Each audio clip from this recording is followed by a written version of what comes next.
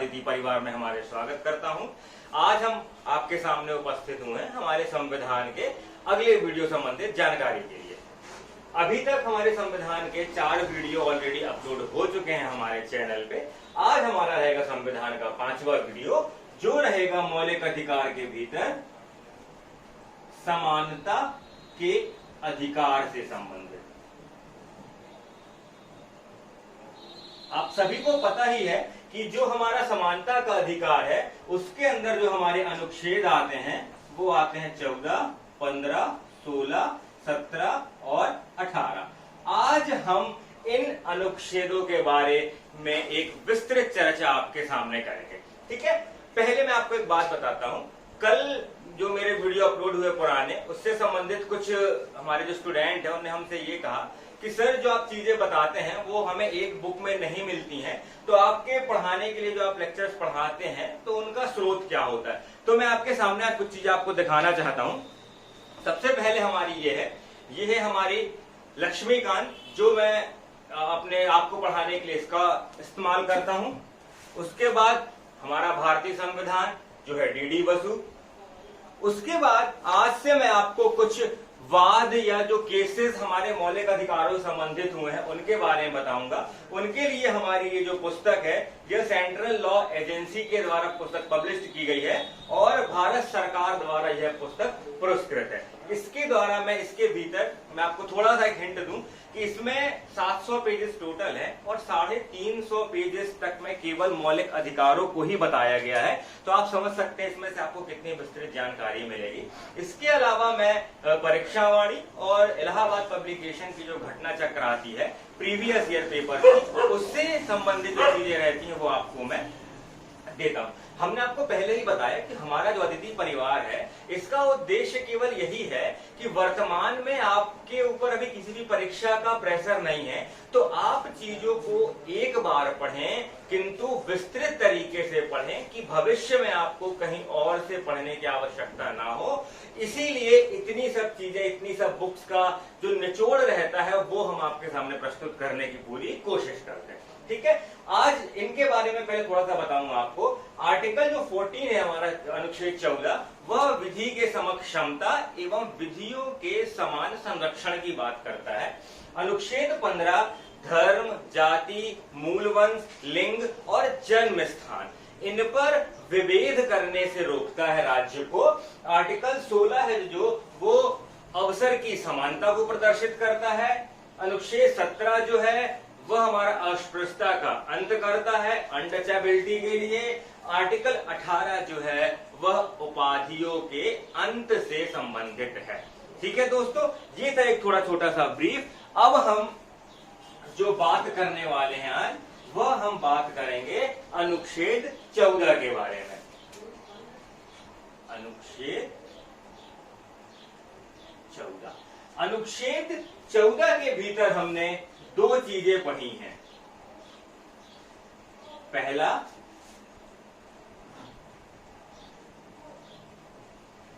विधि के समक्ष समता एवं दूसरा, विधि का समान संरक्षण। इन 2 चीजों को मिलाकर ही हमेशा अनुच्छेद 14 को पढ़ा जाता है। ठीक है, अब इनमें से जो फैक्चुअल क्वेश्चन है, पहला मैं आपको बता दूं कि जो विधि के समक्ष क्षमता है वह ब्रिटेन से लिया गया है और विधि का जो समान संरक्षण है वो यूएसए के संविधान से लिया गया है। ब्रिटेन विधि के समक्ष क्षमता हमारी एक नकारात्मक अवधारणा है और विधि का समान संरक्षण हमारी एक सकारात्मक अवधारणा है। तो हम अब इन दोनों के बारे में चर्चा करेंगे। विधि के समक्ष क्षमता, इसका तात्पर्य है, अगर मैं एक शब्दों में कहूं कि सर्वोच्च स्तर पर विधि होगी, अर्थात विधि जो है वह सबसे ऊपर होगी। कोई भी व्यक्ति या किसी भी पद पर हो वह कभी भी विधि के ऊपर नहीं होगा। ठीक है। जब हम बात करते हैं विधि के समक्ष क्षमता की, तो बेसिकली ये जो चीज है वो निकल के कहां से आई, वह निकल के आई है विधि का शासन। विधि का शासन अगर आप साफ साफ समझ रहे होंगे, इसका मतलब क्या है कि एक ऐसा शासन जो विधि के अनुरूप चले। ये जो अवधारणा है, ये अवधारणा प्रोफेसर डायसी, ये आप याद रखिएगा, प्रोफेसर डायसी के द्वारा प्रस्तुत की गई थी, जिसमें उन्होंने, ये बेसिकली इंग्लैंड से बिलोंग करते थे, ब्रिटेन से, इसमें इन्होंने विधि का शासन जो हमारे यहाँ उसके बारे में बताया है। अब विधि के समक्ष क्षमता, इसका सामान्य अर्थों में यह अर्थ होता है कि किसी भी व्यक्ति को जन्म एवं मत के आधार पर केवल आप कुछ अलग से प्रायोरिटीज या अलग सी सुविधा उसे नहीं दोगे। विधि जो होगी, जो हमारे देश का कानून होगा, वह सभी व्यक्तियों के लिए एक जैसा होगा। ठीक है, अर्थात विधि के समक्ष सभी समान होंगे। वो चाहे मैं हूं, आप हो, हमारे देश के प्रधानमंत्री हो, राष्ट्रपति हो, उपराष्ट्रपति हो, कोई भी हो, वह विधि के समक्ष समान होंगे। और दूसरी इंपॉर्टेंट चीज कि किसी भी व्यक्ति को दंड तभी दिया जाएगा जब उसने विधि का, जो हमारी विधि है, उसकी अवहेलना की हो या उसका पालन ना किया हो। ठीक है दोस्तों, तो यह हमारा पहला पॉइंट क्या था, विधि के समक्ष समता। अब हम दूसरी जो हमारे पॉइंट है उसकी बात करते हैं, विधि के समान संरक्षण। इसमें आप एक चीज जरूर याद रखिएगा, आपके मन में शायद ये भावना आ रही हो कि विधि के समक्ष क्षमता मतलब एक विधि जिसके अनुरूप या जिसके अंदर सभी लोग आएंगे, या एक ऐसी विधि जिसका फॉलो सबको करना पड़ेगा। ठीक है, तो आप बिल्कुल इस बात को मन से निकाल दीजिएगा कि विधि के समक्ष समता का मतलब होता है एक विधि जिसके अनुरूप सभी होंगे। इसका मतलब यह बिल्कुल भी नहीं होता है। विधि के समक्ष समता का मतलब क्या होता है कि अलग अलग समान व्यक्तियों के लिए जो एक विधि रहेगी उसके अनुरूप सभी को रहना है। नहीं समझा? मैं आपको बताता हूं। फॉर एग्जाम्पल मान के चलिए, जो हमारी महिलाएं हैं, यदि महिलाओं के लिए कोई विधि बनी है तो उस विधि के भीतर सभी महिलाएं आएंगी, वो कहलाएगी विधि के समक्ष क्षमता।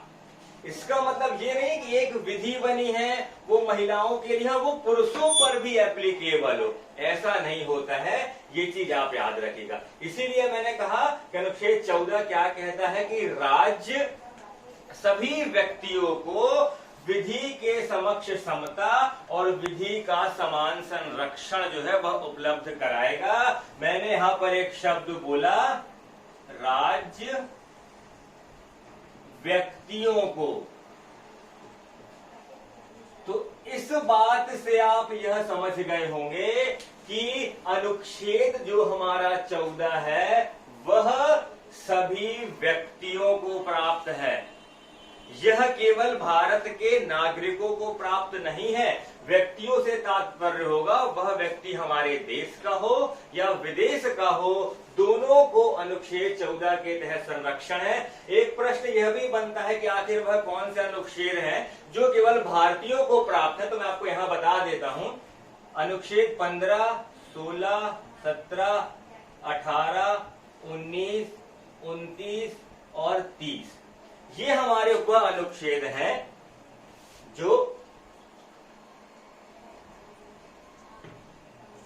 केवल किसे प्राप्त हैं, भारतीयों को प्राप्त है। इसके अलावा जो अनुच्छेद बचेंगे हमारे, वह अनुच्छेद आपको भारतीयों के साथ साथ विदेशी व्यक्तियों को भी प्राप्त है। इसीलिए संविधान में नागरिक की जगह हमने व्यक्ति शब्द को लेकर। अब हम बात करते हैं विधि का समान संरक्षण कि आखिर यह एक सकारात्मक अवधारणा कैसी है। विधि के समान संरक्षण से हमारा तात्पर्य यह होता है कि जो विधि होगी वह परिस्थिति जन्य या धर्म, जाति, अमीरी, गरीबी, इस आधार पर समान व्यक्तियों को संरक्षण प्रदान करेगी। अर्थात आसान शब्दों में समझिए, यदि कोई व्यक्ति एक बहुत अमीर है और कोई व्यक्ति बहुत ही ज्यादा गरीब है, जिसके पास इतने पैसे नहीं हैं कि वह कोर्ट में अपना केस लड़ सके, तो क्या यहाँ पर दोनों के लिए अगर एक ही विधि या एक ही तरीके से हम नियम कानूनों का पालन करें तो क्या वह सही होगा? यह बिल्कुल गलत होगा। तो विधि का समान संरक्षण जो है वह यह कहता है कि यदि दो व्यक्ति समान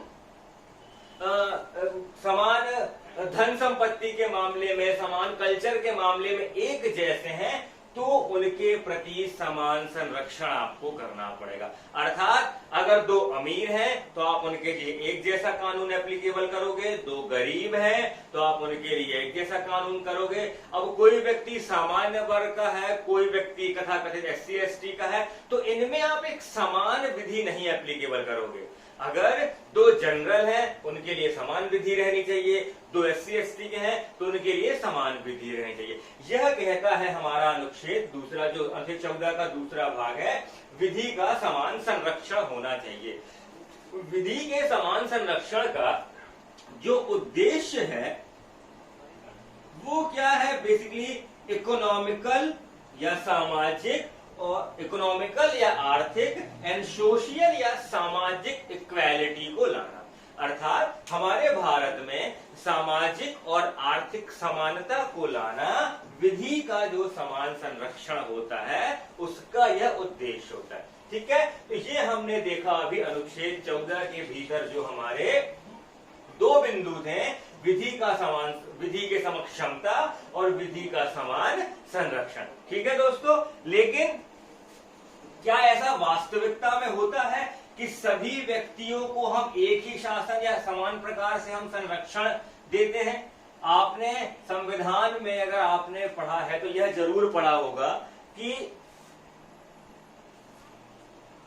कुछ व्यक्तियों को, जो हमारे संवैधानिक पद हैं, जैसे राष्ट्रपति हो गया, राज्यपाल हो गया, हमारे सांसद हो गए, हमारे विधायक हो गए, इन्हें संसद सत्र के दौरान गिरफ्तारी नहीं की जा सकती। संसद सत्र के 40 दिन पूर्व और 40 दिन बाद तक इनके खिलाफ कोई कानूनी कार्यवाही नहीं की जा सकती। तो ये जो है वह किसके? अनुच्छेद 14 के कुछ अपवाद हैं। इन अपवादों को हम देखने की कोशिश करते हैं कि टोटल जो है वो हमारे 5 अपवाद हैं जिनको हम पढ़ेंगे अनुच्छेद 14 के भीतर। सबसे पहले अगर बात करें, हम बात करते हैं आर्टिकल 361 की।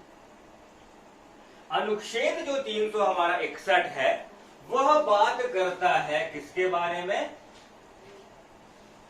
राष्ट्रपति और राज्यपाल के विशेष अधिकारों के बारे में। जैसे हमने हमारे भारतीय संविधान ने संसदीय प्रणाली को अपनाया है, आप सभी को पता है कि संसदीय प्रणाली में जो वास्तविक कार्यपालिका होती है वह कौन होती है? मंत्री परिषद एवं प्रधानमंत्री, और औपचारिक या नाम मात्र के प्रमुख होते हैं राष्ट्रपति और राज्यपाल।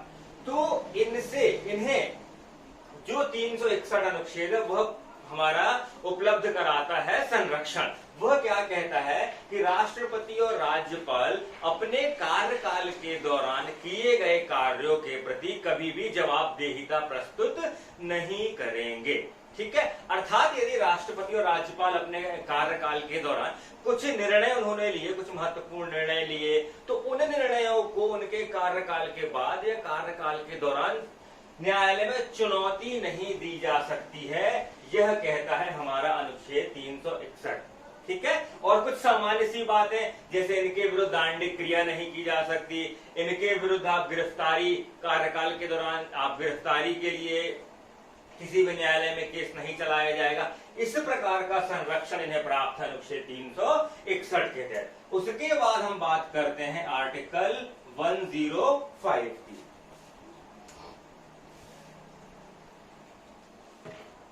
अनुच्छेद 105 है, यह बताता है कि हमारे सांसद, या मैं बोलूं बेसिकली संसद सदस्य एवं इनकी जो समितियां होती हैं, जैसे प्राक्कलन समिति, लोक लेखा समिति, आपने कई चीजें पढ़ी होंगी। तो अनुच्छेद 105 संसद सदस्य एवं इनकी समितियों के सदस्यों को विशेष सुविधा या विशेष आरक्षण प्रदान करता है। जैसे वही सेम चीज कि इनके विरुद्ध जो है वो कुछ कार्रवाइयां नहीं होंगी, सदन चलने के 40 दिन पूर्व एवं 40 दिन बाद इन्हें संरक्षण प्रदान किया जाएगा, जो अपवाद स्वरूप है अनुच्छेद 14 के। इसके बाद मैं बात करता हूं आर्टिकल 194 की। यह बात करता है विधानसभा सदस्य प्लस समितियों की। उसके बाद अगर मैं बात करूं तो हमारे इसमें आते हैं विदेशी राजदूत। जो हमारे विदेशी राजदूत होते हैं, जैसे आपने देखा होगा जो फॉरेन एम्बेसीज होती हैं, जो दिल्ली में है, कई जगह बाहर राज्यों में होती हैं, मुख्यालयों में, तो जो विदेशी राजदूत हैं जो हमारे भारत में आकर बसे हैं, उनके लिए हमारा भारत का कानून है वो एप्लीकेबल नहीं होगा, उनके लिए एप्लीकेबल होगा उनके देश का कानून। ठीक है। इसके बाद अगर हम विदेशी राजदूत की बात करें तो जो संयुक्त राष्ट्र संघ है, जो हमारा संयुक्त राष्ट्र संघ है, उसकी जो बॉडीज होती हैं, मतलब उसके जो अभिकरण होते हैं, वो अभिकरण अगर हमारे भारत देश में है तो उनके भीतर भी हमारे भारत देश का कानून लागू नहीं होगा। उसके अलावा कुछ विशेष क्षेत्रों में महिलाओं को हमने कुछ विशेष अधिकार दिए हैं, या उनके लिए हमने सामान्य विधि से अलग विधि बनाई है। तो ये हमारे अपवाद हुए किसके? हमारे अनुच्छेद 14 के, जो क्या कहता है? विधि के समक्षमता एवं विधियों का समान संरक्षण। ठीक है दोस्तों, तो ये हमने आज कंप्लीट किया अनुच्छेद 14 को। अब इसके बाद हम चलेंगे अनुच्छेद 15 के ऊपर।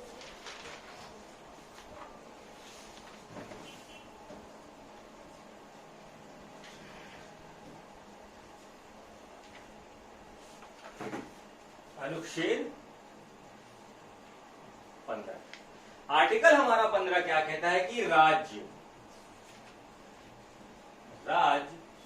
किसी भी नागरिक, अब यहां पर क्या शब्द आ गया हमारा? किसी भी नागरिक, अर्थात यह किसके लिए है? केवल नागरिक। राज्य किसी भी नागरिक को केवल धर्म, जन्म स्थान, लिंग, जाति एवं धर्म, केवल जो राज्य है वो क्या करेगा? किसी भी ना, तो आप पहली चीज हमें क्या याद रखना है यहाँ पर कि यह किसके लिए किया जा रहा है? केवल नागरिकों के लिए किया जा रहा है। और यह कुछ विभेद है हमारे धर्म, लिंग, जाति के आधार पर विभेद नहीं करेगा। धर्म, जन्म स्थान, लिंग, जाति, मूल वंश के आधार पर विभेद नहीं करेगा। ठीक है। अनुच्छेद 15 में जो ये हमारे लिए सबसे जानने लायक चीज है वो पहली क्या हुई? नागरिक। दूसरा इंपॉर्टेंट शब्द केवल। यह इतना गौर करने लायक शब्द है केवल, कि राज्य जो है वह केवल धर्म, जन्म स्थान, लिंग, जाति, मूल वंश के आधार पर विभेद नहीं करेगा। इसके अलावा भी, या इसके अलावा अगर आपके मौलिक अधिकारों का हनन होता है किसी अन्य विभेद पर, तो आप यह शिकायत नहीं कर सकते कि मेरे मौलिक अधिकारों का हनन हुआ है। जैसे अगर आपकी शारीरिक बनावट हो गई, आपके शरीर में कुछ कमियां हैं, उसके आधार पर यदि कोई आपसे विभेद करता है तो आप ये नहीं कह पाएंगे कि मेरे मौलिक अधिकारों का हनन हो रहा है, क्योंकि यहाँ पर शब्द जो केवल है वह बहुत ही महत्वपूर्ण शब्द है। ठीक है। इसके लिए मैं आपको एक केस बताता हूं। एक हमारा डीपी जोशी बनाम मध्य प्रदेश वाद। ये जो वाद है ये आपको बिल्कुल भी याद नहीं रखना है किंतु यदि आप मुख्य परीक्षा की तैयारी कर रहे हैं तो इन वादों को आप उदाहरण के तौर पर अपने कॉपी में नोट डाउन कर सकते हैं। और यदि किसी व्यक्ति को, किसी हमारे स्टूडेंट को इन वाद के बारे में डिटेल से जानना है तो आप हमारे एकेडमी के नंबर पर अपने फॉर्म करिएगा, तो हम इसकी फोटो आपको भेज देंगे। ये है कि ये 100% ऑथेंटिक चीज है। डीपी जोशी बनाम मध्य प्रदेश जो वाद है उसमें ये कहा गया कि जब मध्य प्रदेश ने एक वैकेंसी निकाली अपनी, मैं शॉर्ट में समझा रहा हूं, कोई वैकेंसी निकाली तो यूपी के एक व्यक्ति ने इस वैकेंसी को इस आधार पर चुनौती दे दी। उसने ये कहा कि आपने यह अपने नोटिफिकेशन में ये क्यों लिखा है कि हम अपने यहाँ के निवासियों को विशेष आरक्षण दे रहे हैं, और यह आपका जो कहना है वो तो अनुच्छेद 15 का जन्म स्थान के आधार पर आपने उल्लंघन कर दिया। आपने ये कैसे कहा कि जो मध्य प्रदेश के भीतर का निवासी है उसे हम विशेष आरक्षण या विशेष जो सीटों का हमारा जो प्रतिशत है वो उसके लिए ज्यादा है। ठीक है, तो जो न्यायालय ने, हमारे माननीय न्यायालय ने क्या कहा कि यह जो है यह बिल्कुल ही सही है और संवैधानिक है, क्योंकि यह जो विभेद किया गया है वह जन्म स्थान के आधार पर नहीं वरन निवास स्थान के आधार पर किया गया है। किसके स्थान पर किया गया है? निवास स्थान के आधार पर यह विभेद किया गया है, और अनुच्छेद 15 केवल शब्द का जो यहाँ पर उल्लेख है उसके आधार पर इस निर्णय को चुनौती नहीं दी जा सकती है। ठीक है दोस्तों, तो ये जो मैंने वाद आपको समझाया है किस लिए है, इसके तहत इनके जो इनमें उल्लंघन हुआ है उससे जो समस्याएं सामने उपजी हैं उनको सुलझाने के लिए उच्च न्यायालय ने क्या निर्णय दिया, उच्चतम न्यायालय ने क्या निर्णय दिया, ये उससे संबंधित है। एक मैं आपको और बताता हूं।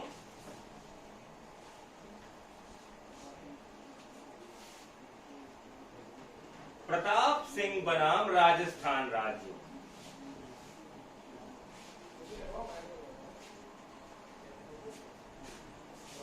प्रताप सिंह बनाम राजस्थान राज्य में क्या हुआ था, यह एक वाद है राजस्थान का। इसमें एक विशेष जगह पर कुछ दंगे होने की वजह से वहां पर अतिरिक्त पुलिस फोर्स लगाई गई।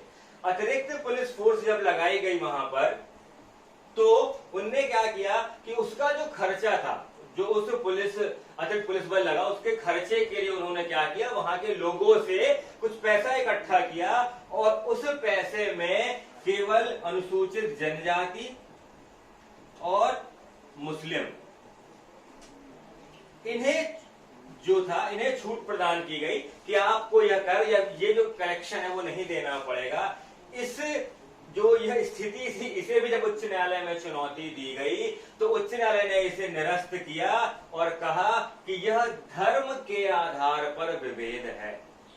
ठीक है, आप ये बहुत अच्छे से समझिए इस चीज को। मैं आपको जो मेन थीम है जो हमारे मौलिक अधिकारों की कि कैसे कैसे प्रॉब्लम्स आती हैं, कैसे उनका सोल्यूशन निकलता है, मैं उनको समझाने की कोशिश कर रहा हूं। यहां पर एक ये बात होती है कि अगर पर्टिकुलर ये एरिया है, ठीक है, अब जरूरी नहीं है कि धर्म या जन्म स्थान के आधार पर जो भी कानून बने, जो भी वाद बने वो पूरे भारत के लिए हो, ऐसा संभव नहीं। जैसे हमने मध्य प्रदेश वाद में देखा कि वो मध्य प्रदेश की परीक्षाओं से संबंधित था, पर अगर कोई कानून इस पर्टिकुलर एरिया के लिए बन रहा है तो इस एरिया के भीतर रहने वाले सभी लोगों में समान संरक्षण होना चाहिए।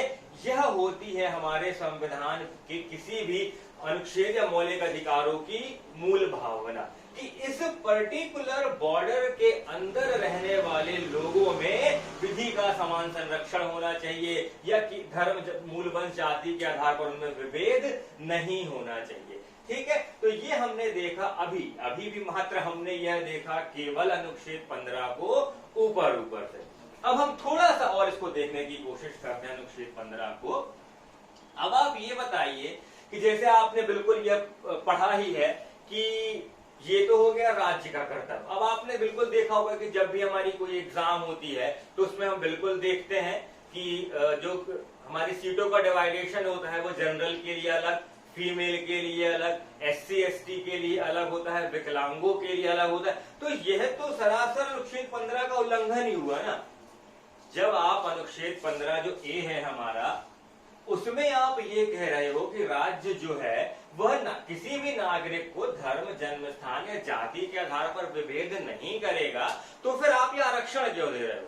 तो ये आपको हमेशा याद रखना है कि हमने क्या पढ़ा था हमारे, जब मैंने मूल अधिकार का वीडियो आपको पढ़ाया था कि मौलिक अधिकार जो है वो आत्यांतिक या एब्सोल्यूट नहीं है। इनमें जो राज्य है वो युक्ति युक्त तरीके से निर्बंध लगा सकता है। इसके लिए होता है जनरली हम क्या करते हैं, हम ऐसा जो पहला हमारा मूल जो है वो हम पढ़ लेते हैं बस। अब आप ये समझिए कि अनुच्छेद 15 के अंदर टोटल हमें 5 भाग पढ़ने हैं, 15(1), 15(2), 15(3), 15(4), 15(5). इन सबको मैं बहुत ही शॉर्ट तरीके से आपको बताऊंगा। अनुच्छेद 15(1) हमने देखा। अब अनुच्छेद 15(2) जो है वो है नागरिकों के विरुद्ध। मतलब ये क्या थी, राज्य की रिस्पॉन्सिबिलिटी थी कि वह इन आधारों पर विभेद नहीं करे। अब 15(2) क्या कहता है कि यह नागरिकों की रिस्पॉन्सिबिलिटी है कि वह इन आधारों पर किसी भी व्यक्ति से विभेद ना करें। जैसे हमारे जो मनोरंजन स्थल होते हैं, हमारा कुआं होता है, हमारा तालाब होता है, कोई भी अगर आप दुकान आपने खोल के रखी है, तो इन दुकानों पर या इन सभी जगहों पर आप जो नागरिक होगा देश का, वह इन आधारों पर विभेद नहीं करेगा।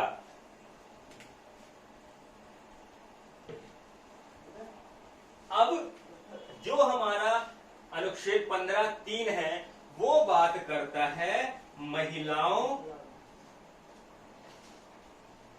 और बच्चों संबंधित विशेष प्रावधान करने की छूट किसे प्राप्त होती है?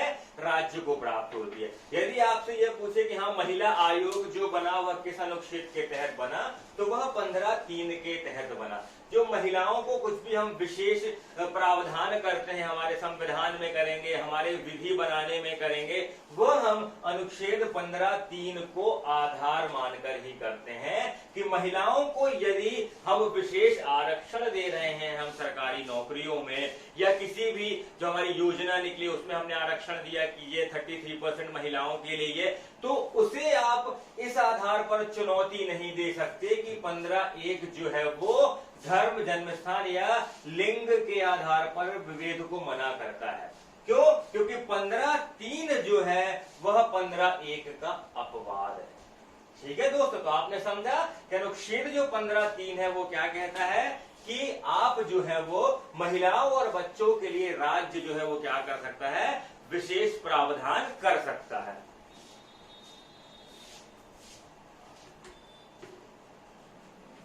अब अगर मैं 15(4) की बात करूं तो यह बात करता है शैक्षणिक संस्थानों में जो हमारे ओबीसी वर्ग हो गया या SC ST वर्ग हो गया, इसके आरक्षण के लिए जो हमारा प्रावधान है वह 15(4) में है। 15(5) जो है वो हमारा 93 संशोधन के द्वारा जो है वह जोड़ा गया था, और यह भी शैक्षणिक संस्थानों में प्रवेश के लिए ही है। तो मेन हमारे लिए जो इंपॉर्टेंट था 15(1), 15(2) और 15(3), ये हमारे लिए बहुत ही महत्वपूर्ण थे अनुच्छेद 15 से संबंधित। ठीक है दोस्तों, अब हम सीधे पहुंचते हैं हमारे अगले अनुच्छेद जो है हमारा आर्टिकल 16।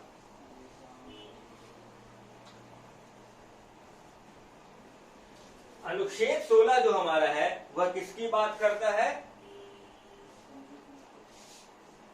सरकारी नियोजन में अवसर की समानता। आपको यह याद रखना है, अवसर की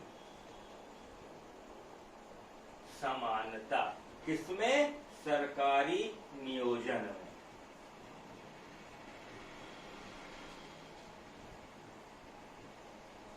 यहां पर पहली चीज याद रखने लायक क्या है हमारी, कि यह जो हमारी गवर्नमेंटल जो भी हमारी वैकेंसीज निकलेंगी, जो गवर्नमेंट की चीजें रहेंगी, यह केवल अनुच्छेद 16 उसके लिए ही बनाया गया है।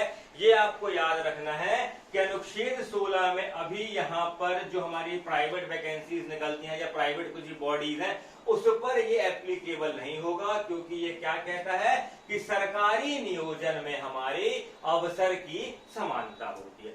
अब जो हमारा अवसर की समानता है इसके तहत हमने क्या देखा कि अनुच्छेद 15 में हमने 5 चीजें देखी थी। हमारा जन्म हो गया, मूलवंश हो गया, लिंग हो गया, जाति हो गया, धर्म हो गया।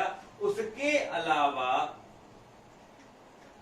अनुच्छेद 16 में निवास स्थान को ऐड किया गया है। ये आपको याद रखना है कि अनुच्छेद 16 में हमने क्या जोड़ा है। हमने जोड़ा है उन 5 आधारों के अतिरिक्त हमारा 6वां आधार जो है हमारा निवास स्थान। ठीक है, तो अनुच्छेद 16 ने क्या कहा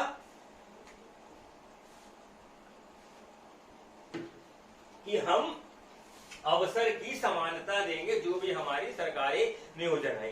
किंतु अनुच्छेद, अगर मैं इसमें डिटेल में नहीं जाऊंगा, कि 16(1)(16)(2) हमारा कहता है कि हम वंशानुक्रम को निषेध कहते हैं, निषेध करते हैं। 16 हमारा जो 2 कहता है वह कहता है, 16(3) कहता है कि हम निवास स्थान के आधार पर विभेद को वर्जित नहीं मानेंगे, अर्थात निवास स्थान के आधार पर विभेद किया जा सकता है। यह कहता है हमारा अनुच्छेद 16(3). यहां से क्या कंक्लूजन निकल के आया कि अनुच्छेद 16(3) जो है वह 16(1) का अपवाद है। किंतु 16(3) जो है वह राज्य को यह शक्ति प्रोवाइड करता है कि यदि आपको ऐसा लगता है कि हाँ किसी पर्टिकुलर जगह के लोग जो हैं वह मुख्य धारा में नहीं आ पा रहे हैं, तो आप उसके लिए युक्ति युक्त निर्बंध लगाकर आप क्या कर सकते हैं, नीतियां बना सकते हैं।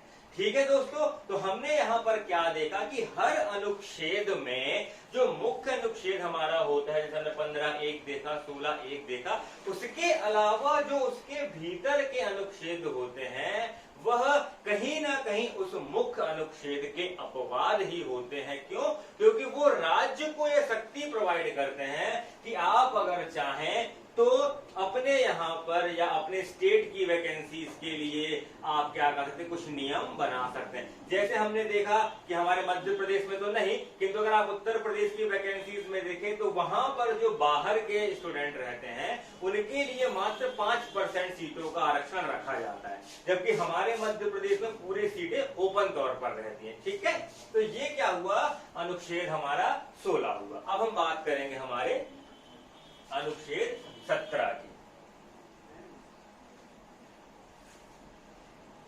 अनुच्छेद 17 हमारा क्या कहता है, ये कहता है अस्पृश्यता का अंत करना।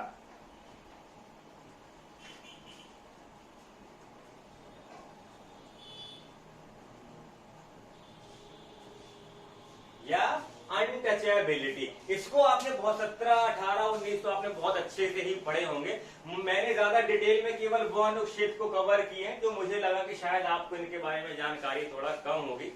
अब हम बात करते हैं अनुच्छेद 17 की। तो अस्पृश्यता का अंत जो है यह आपने बहुत अच्छे से पढ़ा होगा, ये कि जो हमारा सिविल प्रोटेक्शन एक्ट 1955 जो हमारा बना था और SC/ST एक्ट 1989 हमारा बना है, वह अनुच्छेद 17 के आधार पर ही बने हैं।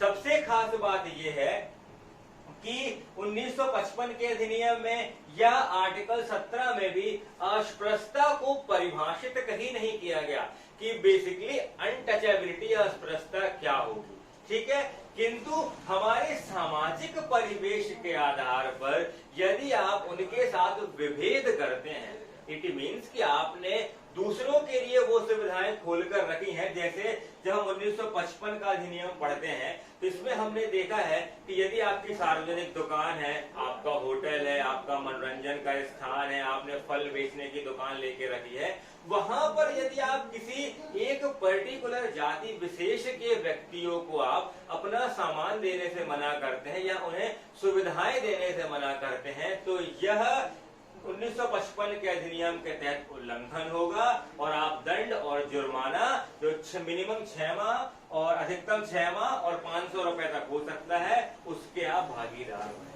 तो ये हमारा कहता है अनुच्छेद 17। इसमें एक हमारा वाद है पीपल डेमोक्रेटिक राइट्स बनाम भारत संघ। पीपल डेमोक्रेटिक राइट बनाम भारत संघ। इस वाद में यह कहा गया कि अनुच्छेद 17 के तहत केवल नागरिकों को ही नहीं वरन जो हमारे प्राइवेट बॉडीज हैं उन्हें भी आर्टिकल 17 के तहत इन आधारों पर विभेद नहीं करना है। अर्थात यह कहा गया कि गवर्नमेंट बॉडीज या नागरिक के अलावा जो हमारी प्राइवेट कंपनीज हैं वहां पर भी यदि अनुच्छेद 17 का उल्लंघन होता है तो यह व्यक्ति के मौलिक अधिकार का उल्लंघन माना जाएगा। ठीक है दोस्तों, तो यह बात हुई हमारे अनुच्छेद 17 के बारे में। अब हम हमारा आज का जो लास्ट हमारा अनुच्छेद है, हमारा अंतिम अनुच्छेद है अनुच्छेद 18। अब हम बात करेंगे हमारे अनुच्छेद 18 के बारे में। अनुच्छेद 18 जो है वो बात करता है उपाधियों का अंत।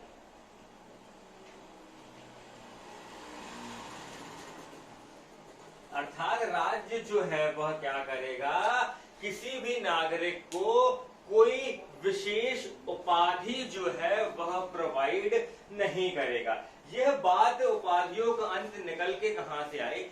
जब हमारी संविधान सभा चल रही थी तो उसमें एक सदस्य थी राजकुमारी अमृता कौर। जब यह बात उठी, एक समानता की बात उठी, तो एक सदस्य जो हमारे संविधान सभा के ही थे उन्होंने यह कहा कि अमृता जी, आपके नाम के सामने जो यह राजकुमारी शब्द लगा हुआ है तो क्या आपको नहीं लगता कि यह जो है वो व्यक्तियों में आपसी मतभेद पैदा करता है या विभेद पैदा करता है, या आपके स्थान को सामान्य स्थान से ऊपर उठाता है, कि आपकी जो प्रतिष्ठा है वह सामान्य व्यक्तियों से ऊपर ही रहती है जब आपके नाम के सामने राजकुमारी जुड़ा रहता है। तो यह अनुच्छेद वहीं से निकल कर आया और राजकुमारी अमृता कौर ने उनसे कहा, ठीक है माननीय जी, आज के बाद आप मुझे राजकुमारी अमृता कौर नहीं वरन केवल अमृता कौर कहेंगे। और यहां से शुरुआत हुई उपाधियों के अंत की। ठीक है दोस्तों, तो हमने क्या देखा, उपाधियों का अंत का तात्पर्य होता है कि जब हम औपनिवेशिक काल की बात करते हैं, जब हम गुलाम हुआ करते थे तो कई उपाधियां थी, जैसे राय बहादुर हो गया, है ना, राजकुमारी हो गया, राजा साहब हो गया, दाऊ साहब हो गया। ये सब जो उपाधियां हैं, इन उपाधियों का अनुच्छेद 18 के तहत हमने अंत कर दिया। इसके भीतर कुछ प्रावधान भी है, मैं उन प्रावधानों को आपको बताता हूं।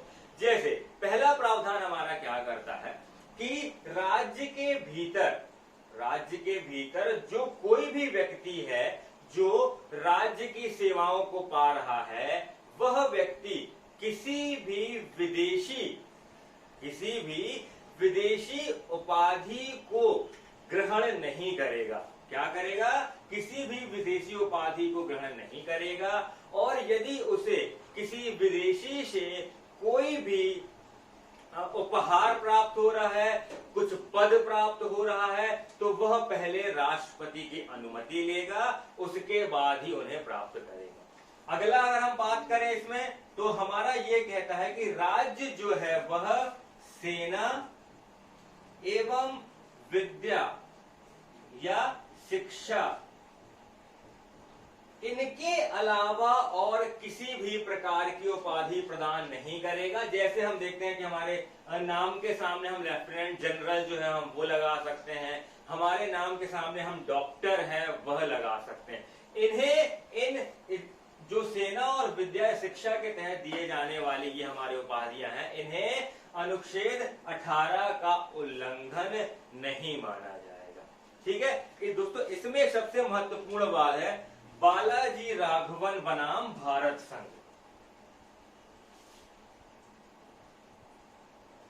बालाजी राघवन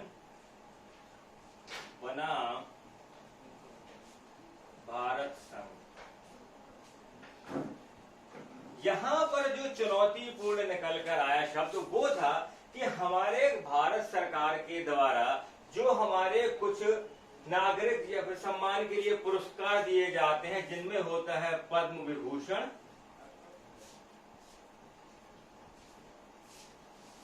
पद्म भूषण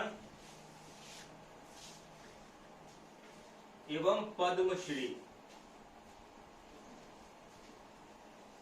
ये जो पुरस्कार है, मैं आपको बता दूं 1954 में ये जो इन्हें देना प्रारंभ किया गया था। सबसे बड़ा हमारा जो नागरिक सम्मान होता है वह भारत रत्न होता है, दूसरा पद्म विभूषण होता है, तीसरा पद्म भूषण होता है और चौथा पद्मश्री होता है।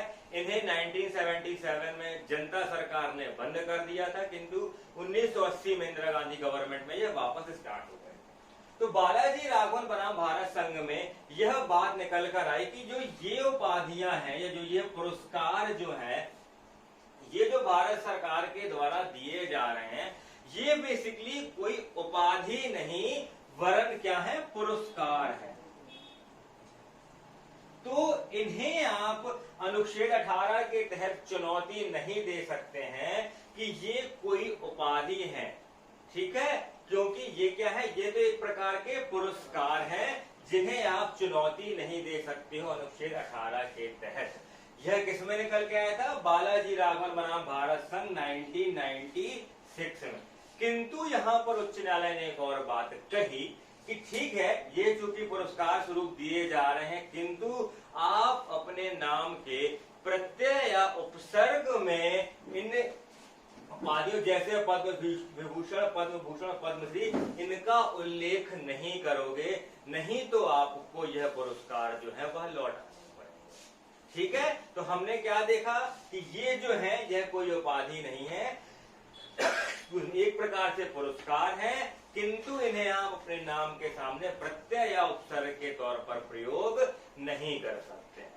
ठीक है दोस्तों, तो आज हमने क्या देखा, आज हमने देखा बेसिकली अनुच्छेद 14, अनुच्छेद 15, अनुच्छेद 16, है ना, 17 और 18, ये हमारा समाप्त हुआ आज समानता का अधिकार के बारे में। ठीक है, अब आगे का जो हमारा वीडियो रहेगा वो हम बनाएंगे किसके ऊपर, हमारे स्वतंत्रता के अधिकार के ऊपर।